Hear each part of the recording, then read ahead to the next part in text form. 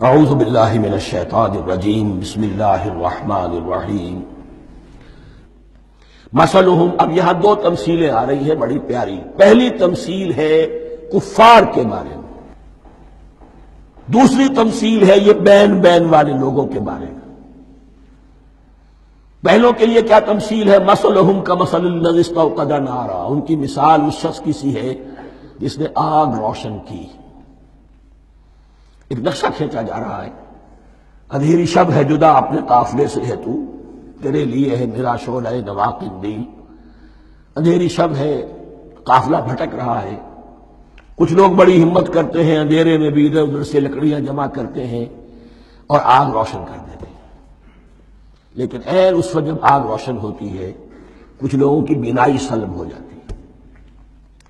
پہلے وہ اندھیرے میں اس لیے تھے کہ روشنی نہیں تھی، اب وہ اندھیرے کے اندھیرے میں رہ گئے کہ روشنی تو خارج میں آ گئی، اپنی اندر کی روشنی گل ہو گئی، بصارت سلب ہو گئی۔ یہ مثال ہے ان کفار کی کہ حضور کی آمد سے پہلے سب بھٹک رہے تھے، کوئی حقیقت واضح نہیں تھی، قافلہ انسانیت بھٹک رہا تھا اندھیری شب میں۔ محمد رسول اللہ آئے، انہوں نے آگ روشن کر دی، اب راستہ کھل گیا، ہدایت واضح ہو گئی۔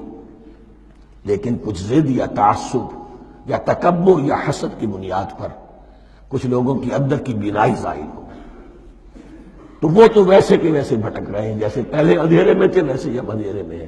روشنی میں آنے والے تو وہ ہیں، دیکھ لو جن کا ذکر سب سے پہلے ہوا ہے۔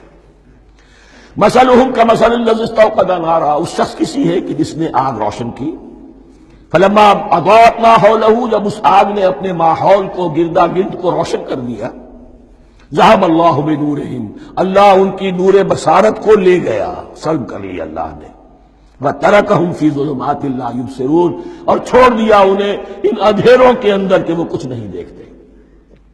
صم بکم عمی فہم لا یرجعون، اسم کہتے ہیں بہرے کو، سم جمع ہے اس کی، سمن۔ اب کمو کہتے ہیں گونگے کو، بکمن اس کی جمع ہے۔ آما کہتے ہیں اندھے کو، عمیٌ اس کی جمع ہے۔ یہ بہرے ہیں، گونگے ہیں، اندھے ہیں، فہم لا یرجعون، اب یہ لوٹنے والے نہیں۔ یہ کون ہے؟ ابو جہل ہے، ابو لہب ہے، ولید بن مغیرہ ہے، عقبہ ابن ابی معیط ہے۔ یہ سب کے سب ابھی زندہ ہے جب یہ آیات نازل ہو رہی ہیں۔ ابھی تو غزوہ بدر ہوگا سن 2 ہجری میں، اور اس میں یہ سب جو ہے واصل جہنم ہوں گے، ابھی تک تو ہے نا۔ یہ لوگ ہو گئے اس کی مثال۔ وَمَثَلُهُمْ كَمَثَلِ الَّذِي اسْتَوْقَدَ نَارًا فَلَمَّا أَضَاءَتْ مَا حَوْلَهُ ذَهَبَ اللَّهُ بِنُورِهِمْ وَتَرَكَهُمْ فِي ظُلُمَاتٍ لَا يُبْصِرُونَ صُمٌّ بُكْمٌ عُمْيٌ فَهُمْ لَا يَرْجِعُونَ۔ اب دوسری مثال، أَوْ كَصَيِّبٍ مِّنَ السَّمَاءِ، یا بڑی زور کی بارش برس رہی ہے آسمان سے، فِيهِ ظُلُمَاتٌ، اس میں اندھیرے بھی ہیں، وَرَعْدٌ، اور گرج ہے، وَبَرْقٌ، اور بجلی چمک رہی ہے۔ یجعلون اصابعهم فی اذانهم من الصواعق حذر الموت، کچھ لوگ ہیں کہ جو اپنی انگلیاں اپنے کانوں کے اندر ٹھوسے ہوئے ہیں کہ وہ جو کڑک ہے اس سے ان کی جانیں نہ نکل جائیں، موت نہ آ جائے۔ کڑکا ایسا ہے کہ اس کڑکے سے بچنے کے لیے اپنی انگلیاں اپنی کانوں میں ٹھوس رکھی ہیں، حذر الموت، موت کے خوف سے۔ واللہ محیط بالکافرین، اللہ ایسے کافروں کا احاطہ کیے ہوئے ہیں، بچ کر کہاں جائیں گے۔ یکاد البرق یخطف ابصارہم، قریب ہے کہ بجلی ان کی نگاہوں کو لے جائے، ان کی بینائی کو سلب کر لے۔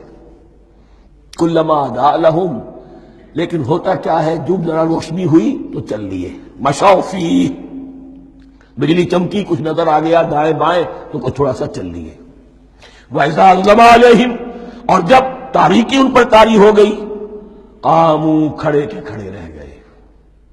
یہ نقشہ ہے ان کا کہ ایک طرف بارش ہو رہی ہے، قرآن مجید ہے، آسمان سے نازل ہو رہا ہے، یہ ماہ مبارکہ ہے، یہ کتاب مبارک ہے، لیکن یہ کہ اس کے ساتھ کڑکے ہیں، گرج ہے، کفر سے مقابلہ ہے، کفر کی طرف سے دھمکیاں ہیں، اندیشے ہیں، خطرات ہیں، امتحانات ہیں، آزمائشیں ہیں۔ ذرا کہیں حالات کچھ بہتر ہوئے، کچھ جسے بریدنگ سپیس کہتے ہیں ملی، تو تھوڑا سا چلیے، ہم بھی مسلمان ہیں، کوئی خاص موقع نہیں ہے، کسی جنگ کے لیے بلایا نہیں جا رہا ہے، تو بڑھ چڑھ کے باتیں کر رہے ہیں، اپنے ایمان کا اظہار بھی کر رہے ہیں۔ جیسے ہی کوئی آزمائش آئی چھٹک کر کھڑے کے کھڑے رہ گئے۔ وَلَوْ شَاءَ اللَّهُ لَذَهَبَ بِسَمْعِهِمْ وَأَبْصَارِهِمْ، اللہ چاہتا تو ان کی سماعت اور بصارت کو بھی سلب کر لیتا، لیکن اللہ کا قانون یہی ہے، جو جہاں رہنا چاہے اس نے آزادی ارادہ دی ہے انسان کو۔ تم اگر مومن صادق بن کر رہنا چاہتے ہو، اس کو آسان کر دے گا تمہارے لیے۔ تم نے اپنے تعصب کی وجہ سے، اپنے تکبر کی وجہ سے کفر کا راستہ اختیار کیا، اللہ اسی کو کھول دے گا۔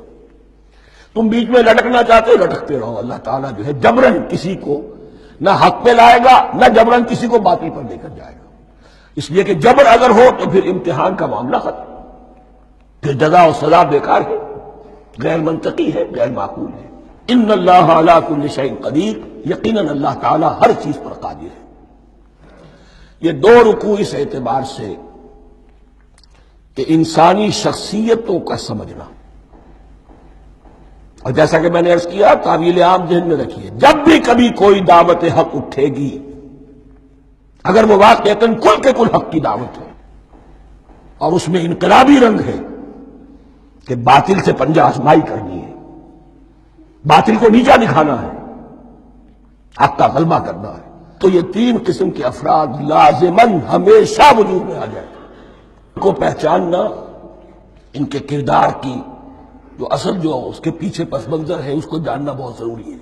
صدق اللہ العظیم۔